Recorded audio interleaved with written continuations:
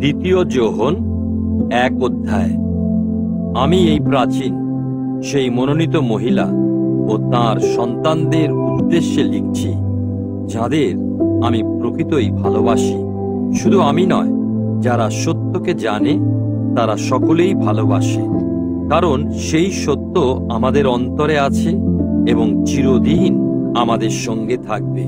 পিতা ঈশ্বর এবং পিতার পুত্র যীশুখ্রিস্ট থেকে অনুগ্রহ, করুণা ও শান্তি আমাদের মধ্যে সত্যে ও প্রেমে বিরাজ করবে। সত্যে জীবন কাটানোর জন্য প্রশংসা।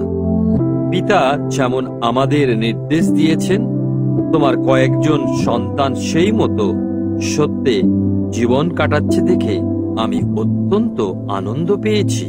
আর এখন প্রিয় মহিলা, এ কোনো নতুন আজ্ঞা নয়, কিন্তু প্রথম থেকে যা পেয়েছি এমন একটি আজ্ঞা সম্পর্কে আমি তোমাকে লিখছি। আমি বলি, আমরা যেন পরস্পরকে প্রেম করি। আর প্রেম হলো এই, আমরা যেন তাঁর সব আজ্ঞার বাধ্য হয়ে চলি।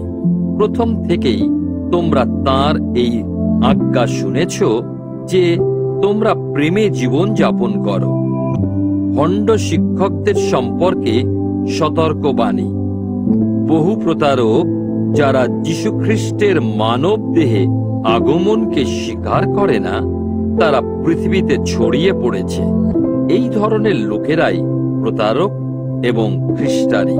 সতর্ক থেকো, যে জন্য তোমরা পরিশ্রম করেছ তা যেন হারিয়ে না ফেলো, বরং তোমরা যেন পূর্ণ মাত্রায় পুরস্কার লাভ করতে পারো।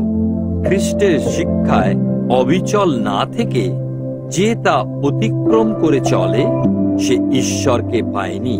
সেই শিক্ষায় যে অবিচল থাকে, সে পিতা ও পুত্র উভয়কেই পেয়েছে। কেউ যদি এই শিক্ষা না নিয়েই তোমার কাছে আসে, তাকে তোমার বাড়িতে স্থান দিও না বা স্বাগত জানিও না। যে তাকে স্বাগত জানায়, সে তার দুষ্কর্মের অংশীদার হয়। সমাপ্তিমূলক মন্তব্য। তোমাকে আরো অনেক কথা লেখার ছিল, কিন্তু আমি কাগজ কলম ব্যবহার করতে চাই না, বরং আমি তোমাদের কাছে গিয়ে সাক্ষাতে কথা বলার আশা করি, যেন আমাদের আনন্দ সম্পূর্ণ হয়।